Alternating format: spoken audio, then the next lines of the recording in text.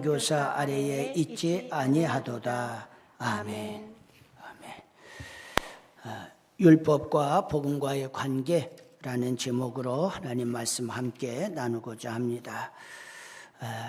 여러분들이 율법에 관한 말씀을 우리가 갈라디아서 어쩌면 가장 많이 듣고 있습니다. 또 믿음으로 구원을 받는 것, 믿음에 대한 단어 역시 마찬가지로 가장 많은 단어들을 듣고 있습니다. 여러분의 마음속에 오늘 율법과 이 믿음으로 말미암아 구원받는 오늘의 이 진리의 말씀들을 살피게 되는데, 갈라디아서의 말씀들이 마무리되었을 때에 우리로 하여금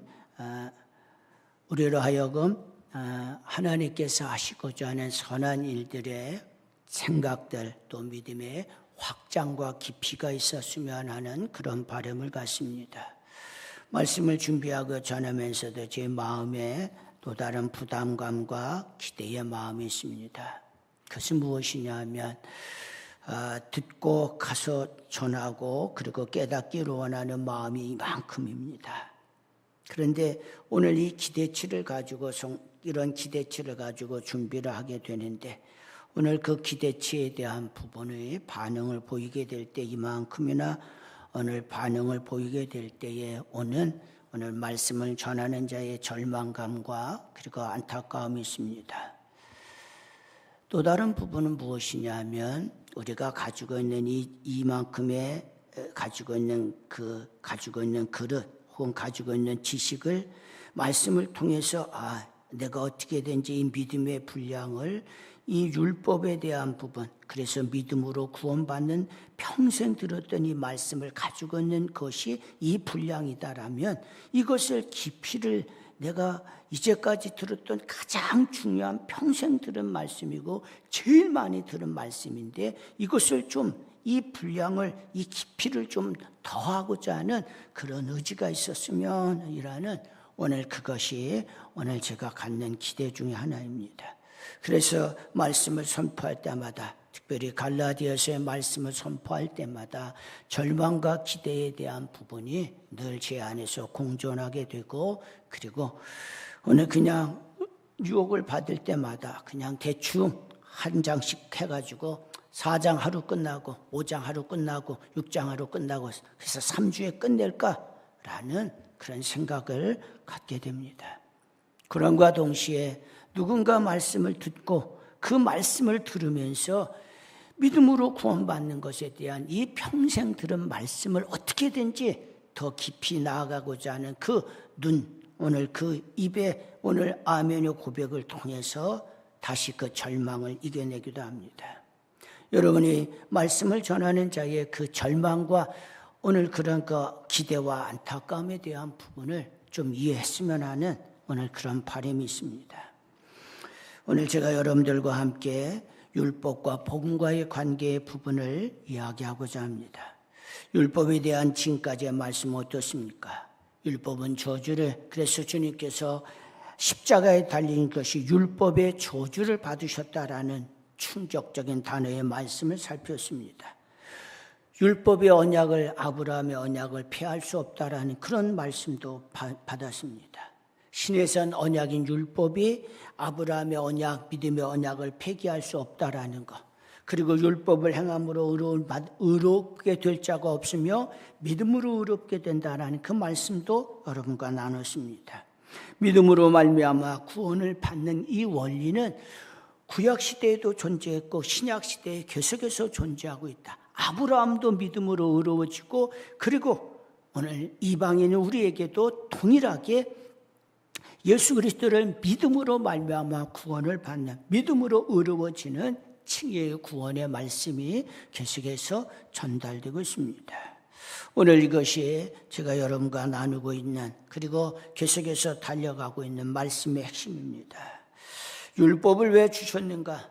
그러면 율법이 왜 필요한가라는 부분들을 여러 가지 각도에서 이야기할 수 있고, 또 실제적으로 율법과 복음, 율법과 오늘 이 복음이라는 주제를 가지고 신학교에서 한 주간 내내 혹은 한 학기 내내 혹은 더 나아가서 두 학기를 오늘 그렇게 강의를 하기도 하고 또 훈련을 시키기도 합니다.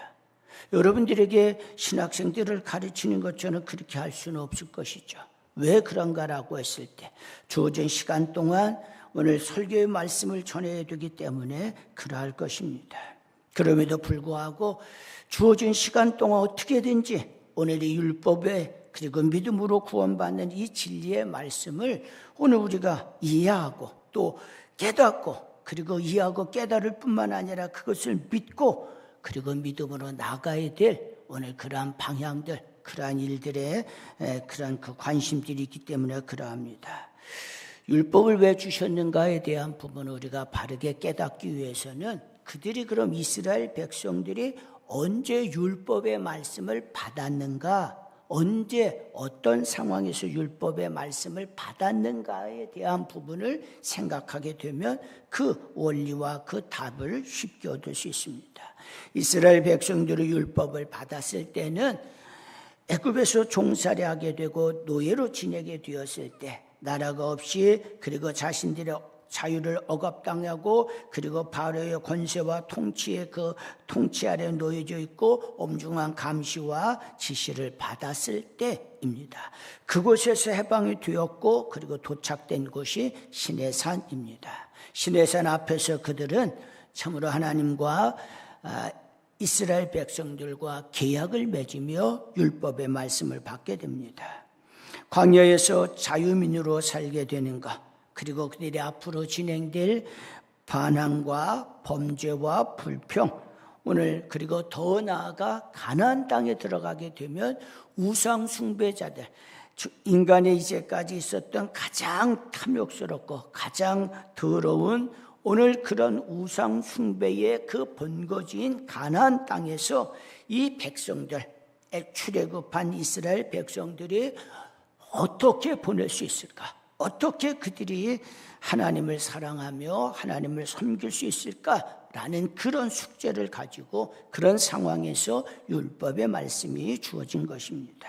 한마디로 말해서 가나안 족속들의 그 처절한 그 아주 더러운 그 우상 숭배와 풍습과 윤리적 도덕적인 이 모든 것들의 그 악 영향을 끊어내고 하나님을 섬기는 이 일들을 어떻게 펼쳐갈 수 있을까라는 오늘 그런 막중한 오늘 그런 간절한 가운데서 율법의 말씀이 주어진 것입니다. 이스라엘 백성들 참으로 극도로 부패한 가나안 족속의 그 죄악들, 오늘 그것이 얼마든지 그것으로 빠져들어가고 그것을 흉내내고 그것을 참으로 따라서 행할 수 있는 그런 위험성, 그런 가능성이 엄청나게 높은 상황에서 이 율법의 말씀이 제공된 것입니다. 그러니까 오늘의 이 율법의 말씀, 그래서 해야 될 것과 하지 말아야 될 것에 대한 부분을 엄중하게 표현하고 있습니다. 법이 있으면은 범행은 범법 행위가 됩니다. 범법 행위인가 아닌가의 부분은 그 법에 따라서 그 법 조항에 따라서 범법자가 되기도 하고 범법 행위가 되고 범법자로 이어지기도 합니다. 혹은 법이 있게 되었을 때에 법의 제재를 받게 됩니다. 법이 없을 때는요, 이렇게도 괜찮고 저렇게도 괜찮습니다. 비근한 대로 이렇게 행하게 된 이런 5가지의 제약과 그리고 그것에 대한 대가가 1단계, 2단계, 3단계, 4단계, 5단계의 오늘 범법 행위를 한 것에 대한 강도에 따라서 그것에 대한 책임의 부분도 각각 달라지게 됩니다.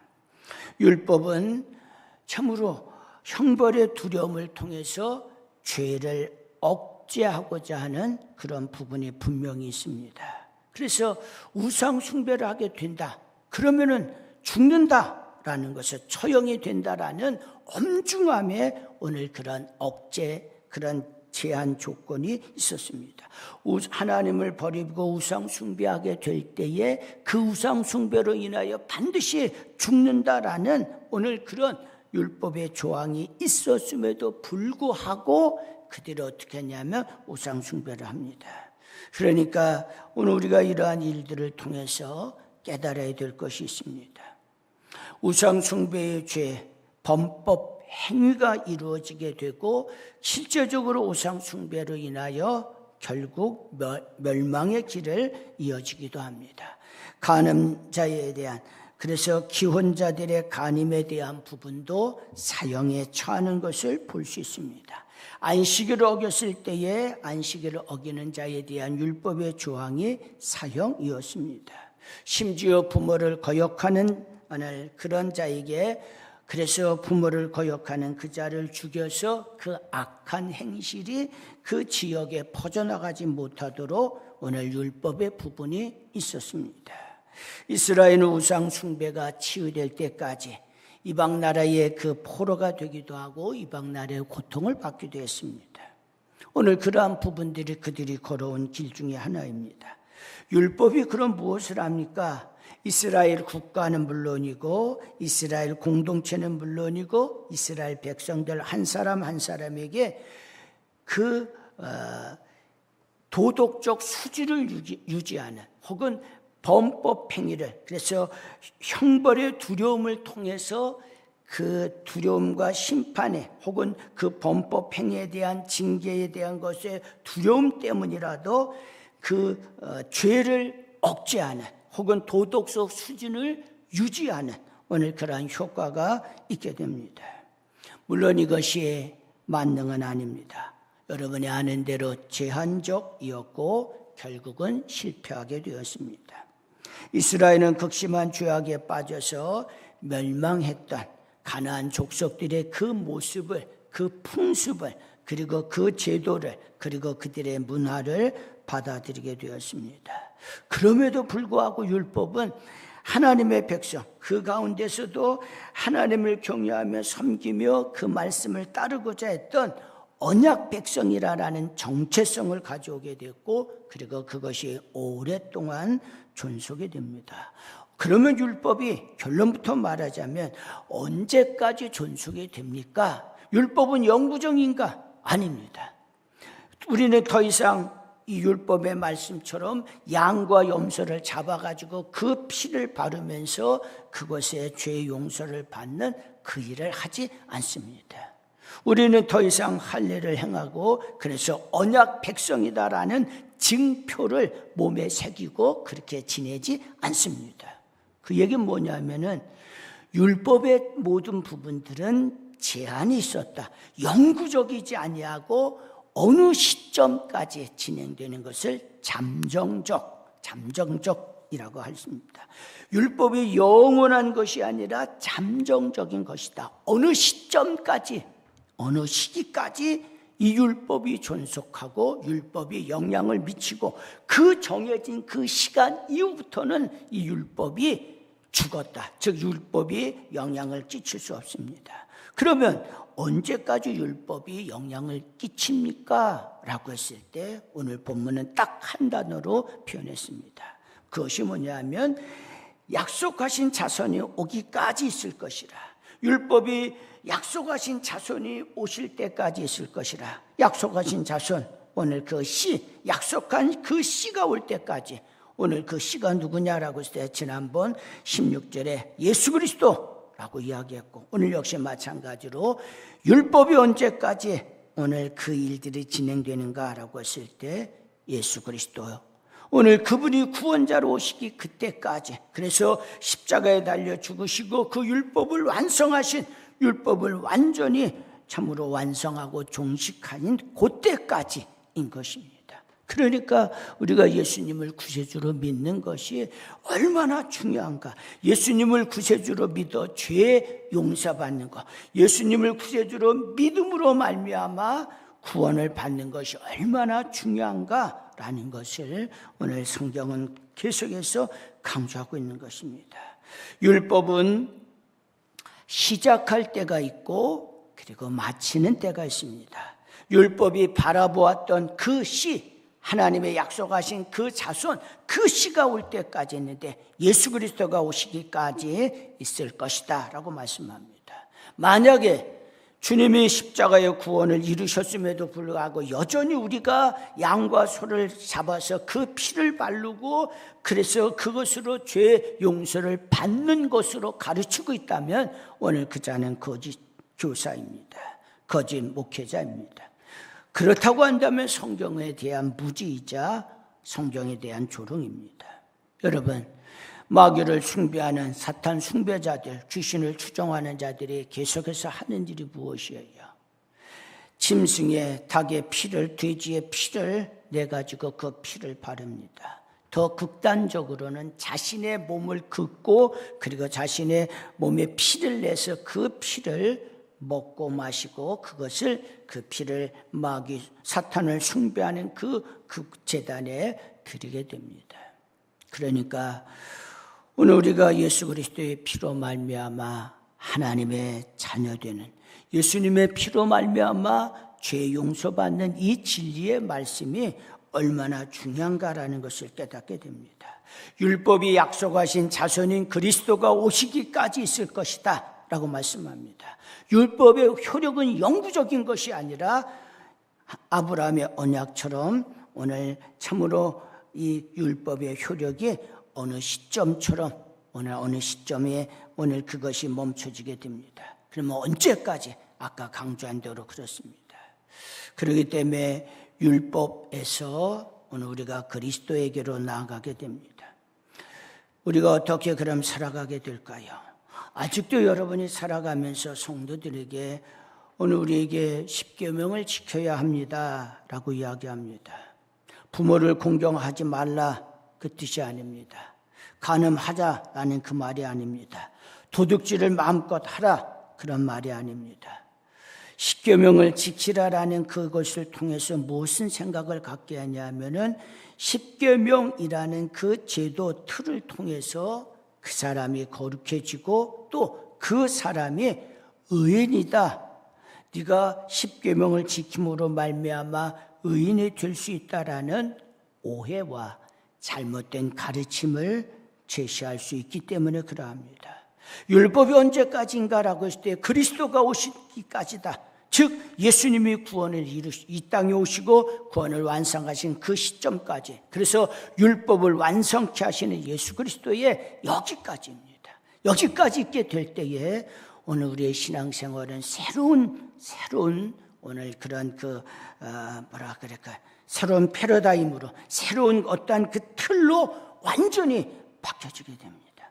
그러면 우리가 무엇을 따라갑니까? 성경에 나오는 것이 하나 있는데 그리스도의 법이라고 말씀합니다. 갈라디아서 앞으로 6장에서 다룰 것입니다.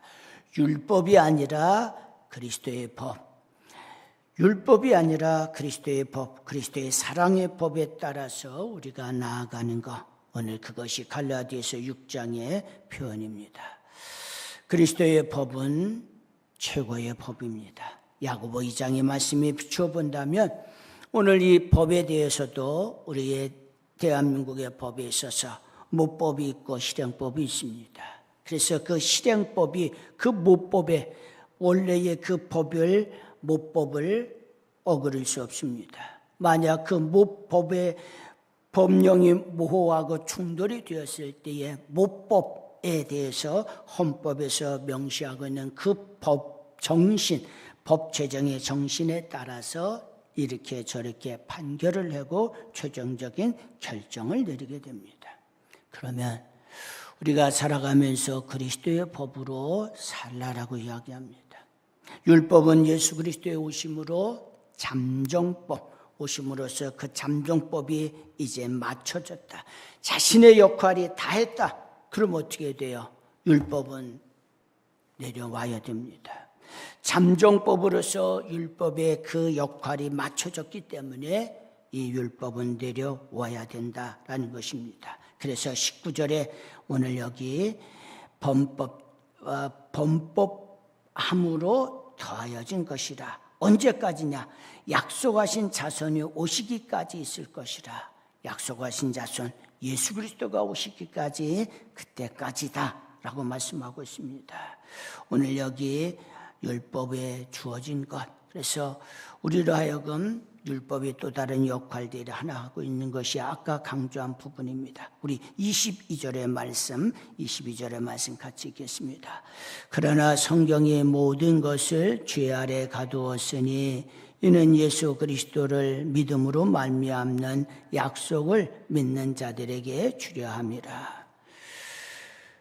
죄 아래 가두었다라는 오늘 이 표현들을 오늘 우리가 깨달을 필요가 있습니다.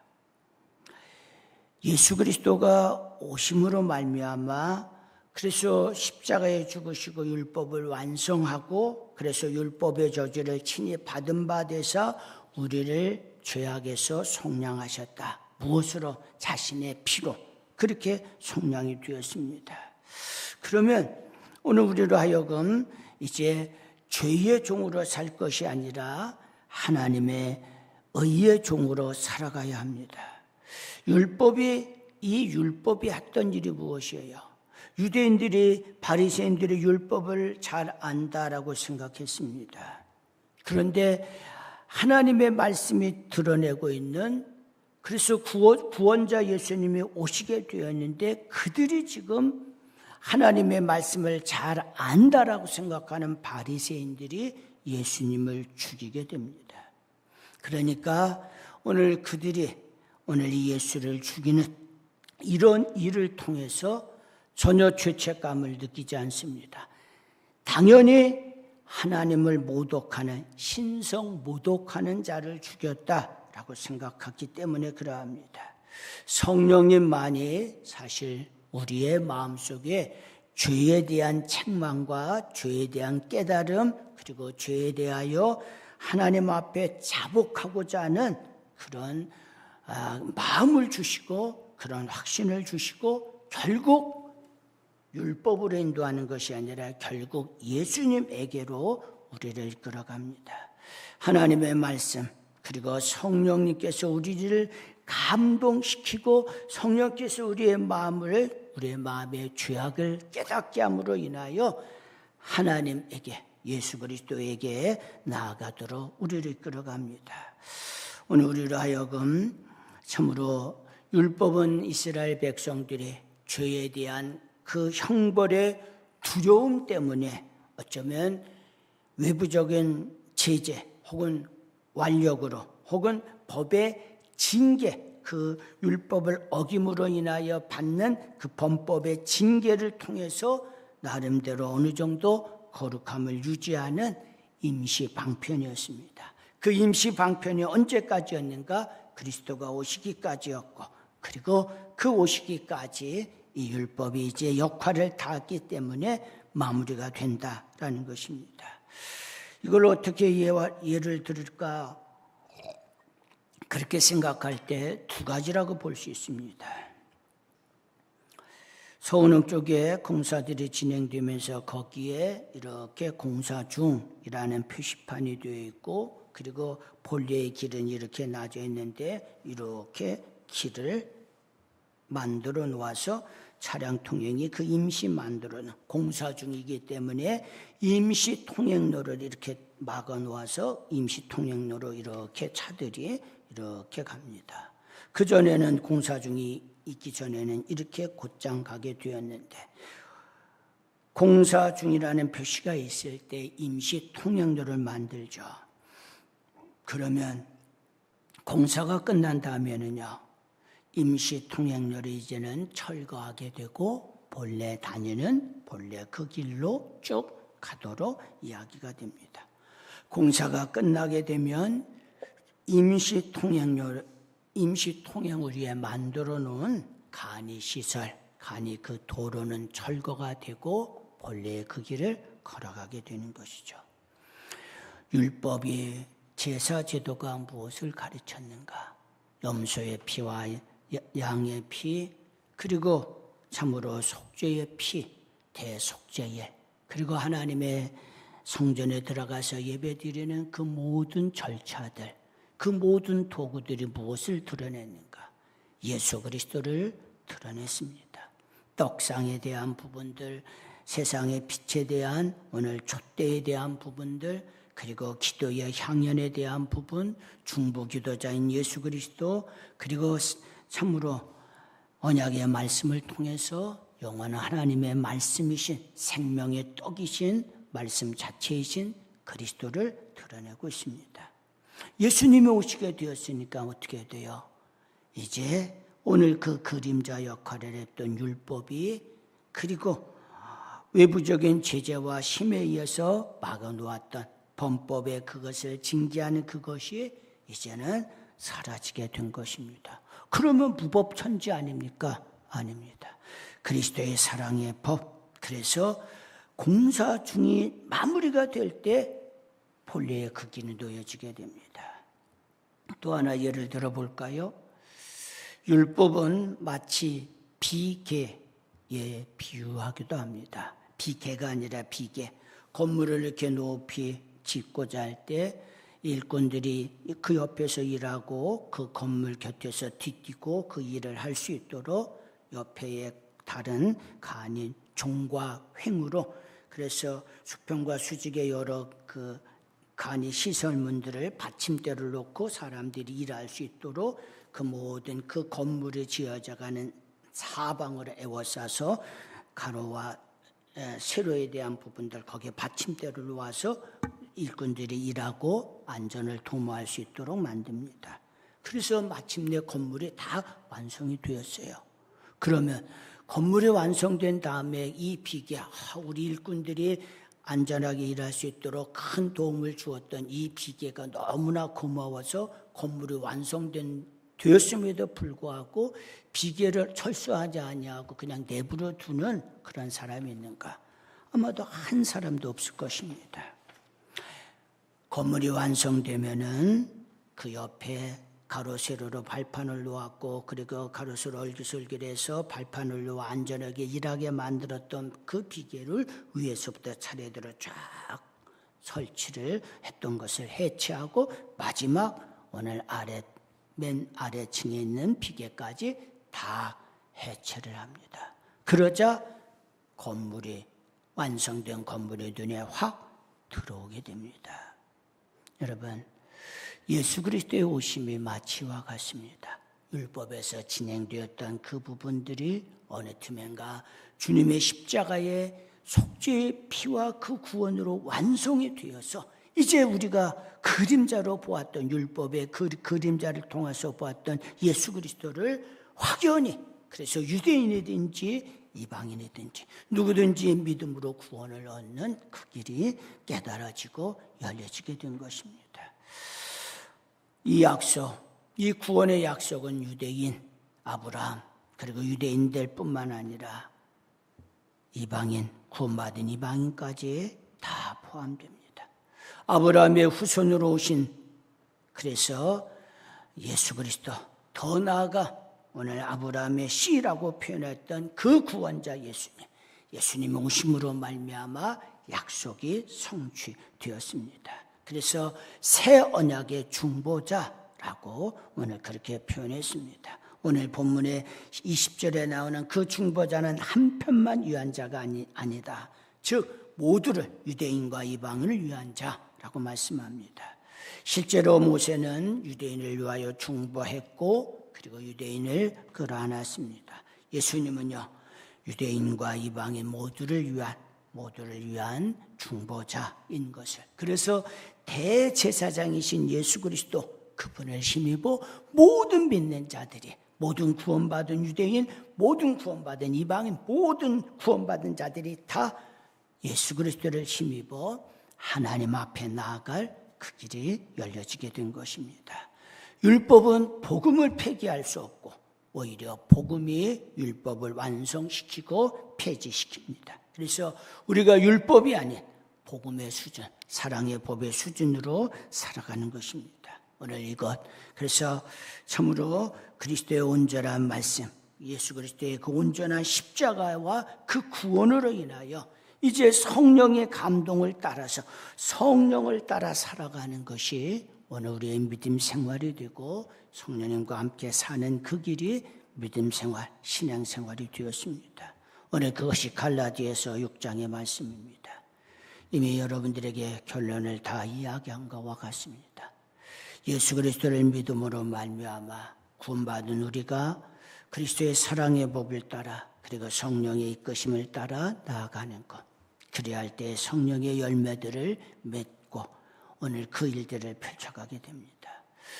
그런데 왜 갈라디아서 말씀이 기록되는가?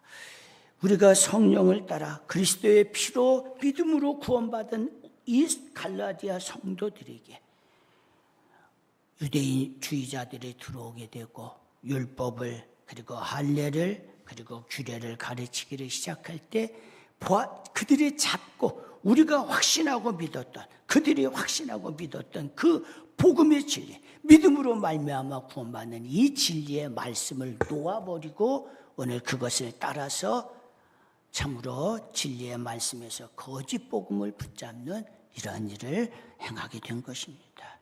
그래서 오늘 우리가 이러한 위험성, 오늘 이러한 부분들을 참으로 이런 유혹들, 이러한 부분들을 놓치지 말아야 할 것입니다. 교도관으로서의 율법의 부분은 무엇인가? 아까 이야기한 것과 같습니다. 율법이 악을 저지르지 못하도록 뭐라 그럴까요? 감시하고 제한하고 통제하는 오늘 그런 부분입니다. 교도관이 무엇입니까? 감옥에 죄수가 죄 아래 가두어졌다는 22절의 말씀처럼 사람이 죄를 짓고 범법 행위가 되고 흉악하게 될 때에 그 흉악함에 따라서 법 형량이 주어지게 되고 그 형량에 따라서 감옥에 갇히게 됩니다. 죄를 지은 자가 다 무조건 1년간 감옥에 들어가는 것이 아닙니다. 더 악하고 더 흉악한 죄를 저지르게 되면 1년이 아니라 10년이 걸리기도 하고 20년이 되기도 하고 아니면 50년이 되기도 하고 100년이 되기도 합니다. 더 흉악한 죄를 짓게 되면 사형을 시키기도 합니다. 그러면 교도관으로서의 율법의 부분은 마치 화살표와 같습니다. 화살표가 그 사람 자체를 움직여갈 수 없습니다. 그런데 화살표 역할은 뭐예요? 저 방향으로 가게 되면, 저 화살표가 가리키는 방향으로 가게 되면 거기에 도착됩니다 라는 것을 안내하게 돼요. 화살표가 이렇게 됐다고 해서 그 사람이 그 화살표 앞에 있으면 푹 날아가 가지고 그 도착할 지점에 툭 떨어지는 것이 아닙니다. 어디로 가야 하느냐, 어디로 가는 것이 맞느냐, 방향을 드러내는, 방향을 나타내는 표식의 역할을 합니다. 율법은 우리로 하여금 구원의 은혜를 줄 수 없습니다. 우리를 목적지에 데려갈 수는 없습니다. 그런데 목적지가 어디인지를 가르치고 그리고 목적지가 어디인지를 드러냅니다. 오늘 우리로 하여금 의인이 율법 준수로 사는 것이 아니라 믿음으로 산다라고 했습니다.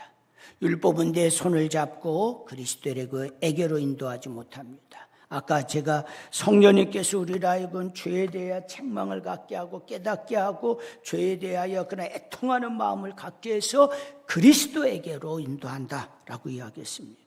성령님만이 죄인을 거듭나게 하고 그를 그리스도에게로 이끌어갑니다. 오늘 여기 죄수를 지키는 교도관, 그들은 어쩌면 그리스도에게로 율법의 역할이 아까 그리스도에게로 인도하는 것이 아니라 그리스도가 어쩌면 오시기까지, 구원자가 오시기까지 그들을 이렇게 죄인으로 가두어 두게 된 22절, 23절의 표현이 그런 표현입니다. 23절 볼까요? 믿음이 오기 전에 예수 그리스도를 말하는 것입니다.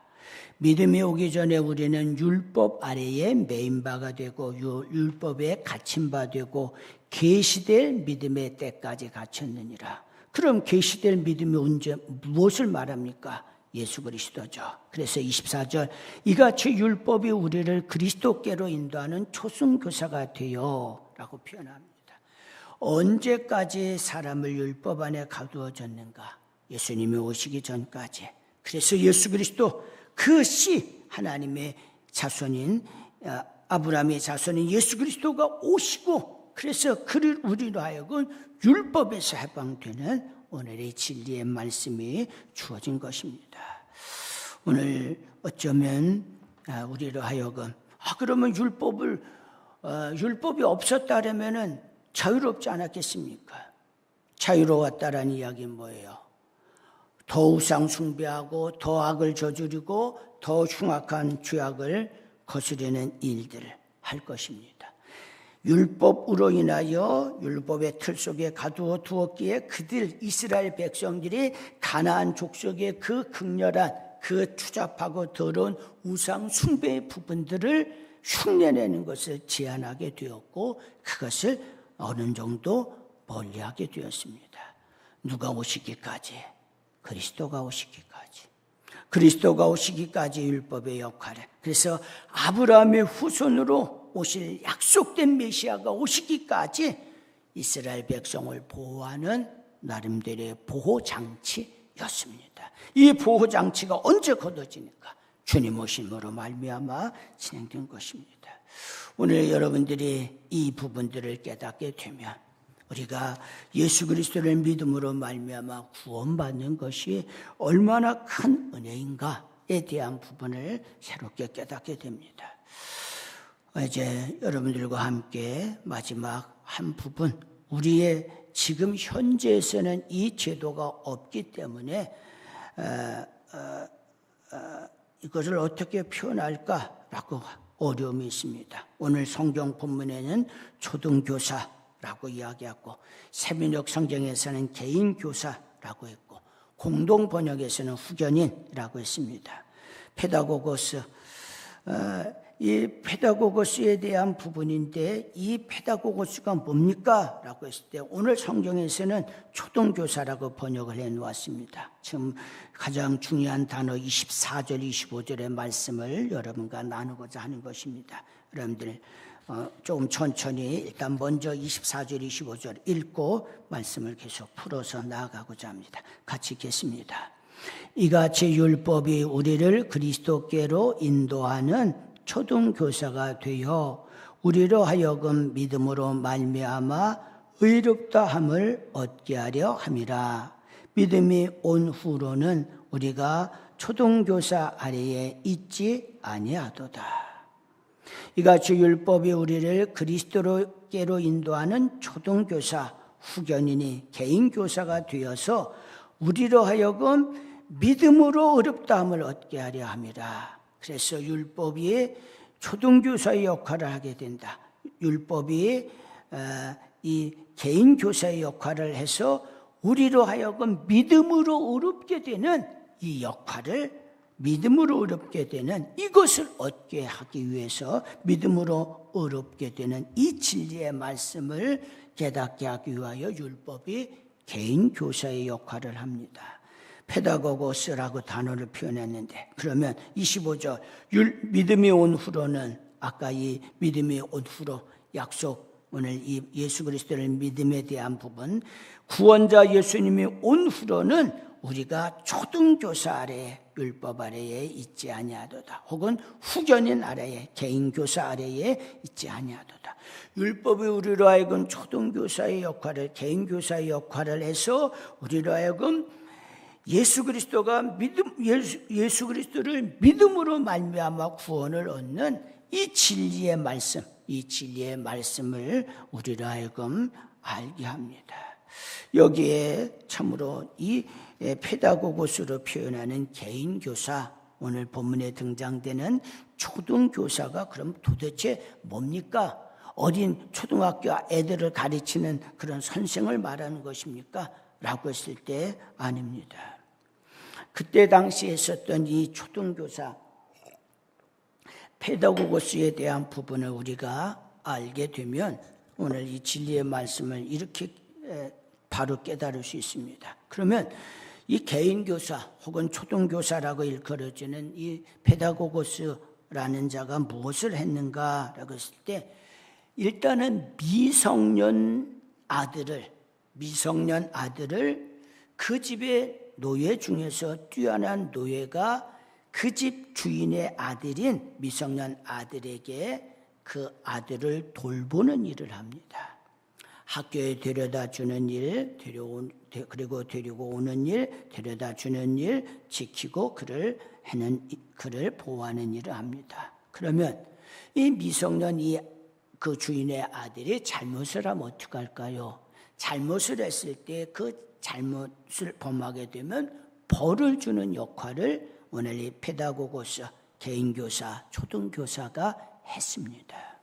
그러면 이 페다고고스, 이 아이의 품성을 바르게 키우고 그리고 바른 도덕 생활을 갖게 하기 위해서 빗나가지 않도록 훈육을 하는 역할을 이 페다고고스, 이 개인교사 혹은 초등교사가 한 것입니다. 그 집 주인에게 속해 있는데 그 집 주인의 아들을 바르게 가르치고 보호하고 지키는 일, 곁길로 가게 됐을 때 그를 훈육하며 가르치고 바르게 세워가는 그 일을 하게 된 것입니다. 그러므로 말미암아 목적이 무엇이에요? 이 주인의 아들이 바른 품성과 바른 길로 그리고 학교를 가고 오고 보호하고 지키는 일, 그리고 바른 품성을 세우는 일, 그리고 윤리적 도덕적인 일들을 잘못했을 때 제재를 가함으로 인하여 바른 품성을 가지고 자라도록 하는 일입니다.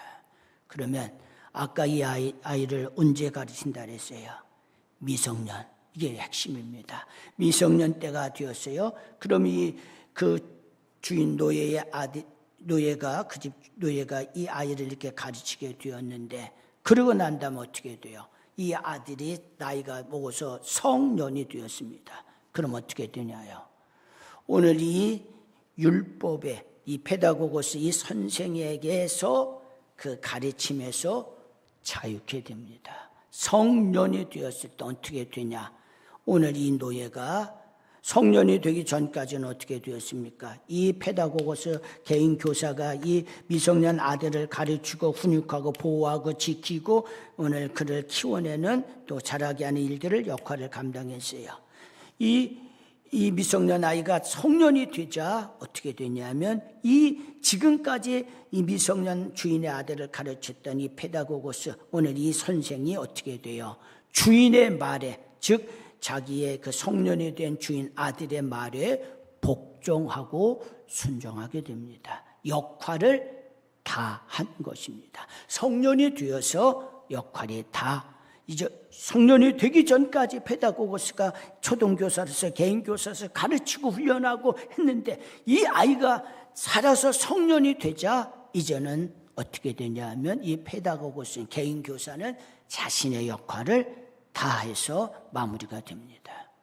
율법이 마치 그와 같다라고 이야기합니다. 그래서 믿음이 25절, 믿음이 온 후로는 우리가 초등교사 아래에 있지 아니하다.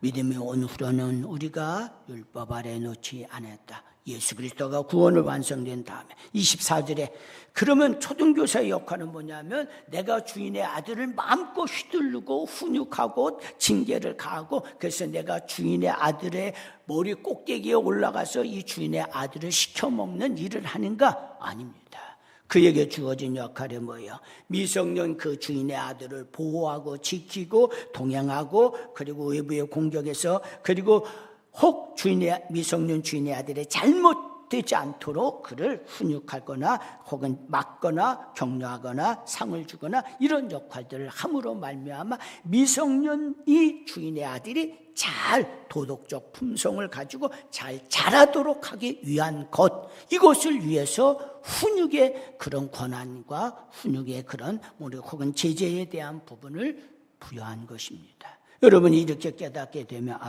율법의 역할들이 마치 이와 같구나. 구원자 예수님이 오신 후로는 율법이 오늘 여기 26절처럼 25절처럼 초등교사 아래에 있지 않다라는 이 말씀이 깨달아지게 될 것입니다. 바울이 갈라디아 성도들에게 지적하고자 했던 오늘 그 부분입니다. 참으로 너희가 어찌하여 율법 아래에 다시 들어가고자 하느냐. 어리석도다 갈라디아 사람들아, 예수 그리스도께서 십자가에 못 박히신 것이 너희 눈앞에 밝히 있거늘 누가 너희를 꾀더냐. 그래서 바울은 거짓 복음을 전하는 자, 그런 자에게 저주가 있으라라는 어마어마한 말씀을 2번씩이나 선언한 것입니다. 여러분, 진리의 말씀에서 떠나 구원의 도리에서 떠나 거짓 복음, 오늘 그런 이단을 추종하고 거짓된 가르침을 받는 것이 얼마나 어리석은 일이고 얼마나 바보 같은 일인가를 우리가 깨닫게 됩니다. 말씀을 맺고자 합니다. 오늘 율법의 역할, 갈라디아 교인들처럼 나는 다시 옛날로 돌아가 있지는 않은가? 예수 그리스도로 말미암아 구원받은 오늘 구원의 은혜, 사랑의 법, 성령을 따라 행하는 이것이 아니라 옛 생활로 돌아가고 옛 규정과 옛 법칙으로 돌아가고 있지는 않은가? 돌아봐야 할 것입니다. 복음 플러스 율법, 오늘 이 꾀임에 넘어가지 않도록 우리에게 말씀하고 있습니다. 누가 너희를 꾀더냐? 누가 너희를 속이고자 하느냐? 누가 너희에게 거짓 복음이 아닌 것을 끼워 넣어서 복음에서 탈되게 만들고자 하느냐라고 사도 바울이 참으로 가슴을 치며 말하고 있습니다. 복음, 참으로 순전한 복음의 길을 따라 온전히 믿음으로 오늘 성령을 따라 행하는 우리 모두가 되기를 주님의 이름으로 축복합니다. 우리 함께 기도하겠습니다. 오늘 기도할 때 하나님, 오늘 여러분이 깨달은 진리의 말씀, 페다고고스에 대한 그래서 율법의 역할과 그리고 믿음으로 오신 구원을 완성하신 믿음으로 의로워진 이 말씀을 알아들었을 것입니다. 깨달은 말씀 붙잡고 하나님, 복음에서 벗어나지 않도록 진리의 말씀, 믿음으로 의로워지는 이 역할, 오늘 이 진리의 말씀 붙잡고 온전히 끝까지 나아가게 해달라고 기도하겠습니다. 좋으신 우리 아버지 하나님, 준비된 말씀 전했습니다. 안타까움도 있고 감사한 마음도 있습니다. 감격도 있고 기쁨도 있고 또한 아버지 하나님 눈물도 있습니다.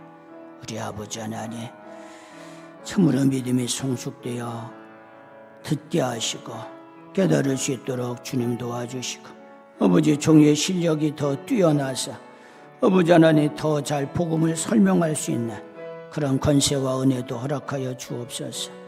아버지 하나님, 진리로 살지 못하는 진리를 따라 살지 않고자 하는 아버지 하나님 인간의 완악함과 너의 완악함을 지하여 주시고 성령을 따라 살고자 하는 아버지 불타는 열망을 주시옵소서.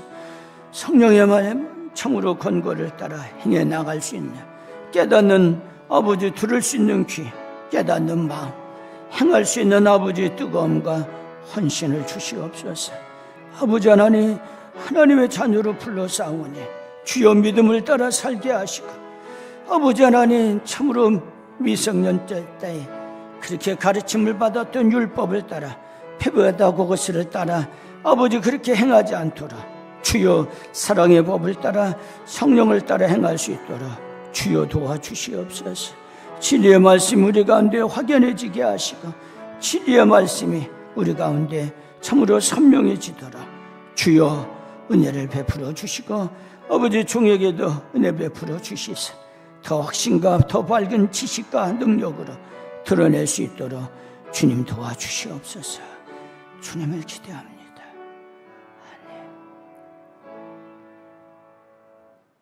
하나님 아버지, 갈라디아서의 말씀을 선포하면서 참으로 감격과 은혜뿐만 아니라 무능과 자신의 부족함으로 인하여 혹은 복음이 튕겨나가는 그런 일로 인하여 가슴이 무너지는 때도 있습니다. 하나님 아버지, 참으로 우리 모두에게 은혜를 베풀어 주시사 복음을 더 잘 드러낼 수 있도록 그리고 복음을 더 온전히 믿을 수 있도록 주님 우리에게 깊이와 은혜를 허락하여 주시옵소서. 어려운 본문의 말씀이지만 아버지 하나님, 한 곳에 구석으로 치워버리지 않도록 포기하지 않도록 주님 도와주시고 그래서 진리 가운데 우리가 세워지도록 신앙의 깊이와 아버지 하나님 은혜 속에 들어갈 수 있도록 주님 그런 은혜들을 우리의 공동체에 허락하여 주시고 또한 그런 은혜를 사모하게 하옵소서.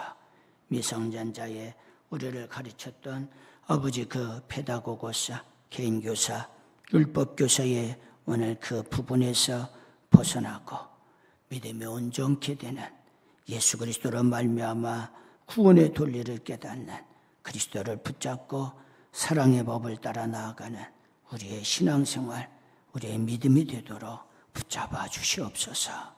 우리 구주 예수님 이름으로 축복하며 기도하옵나이다. 아멘.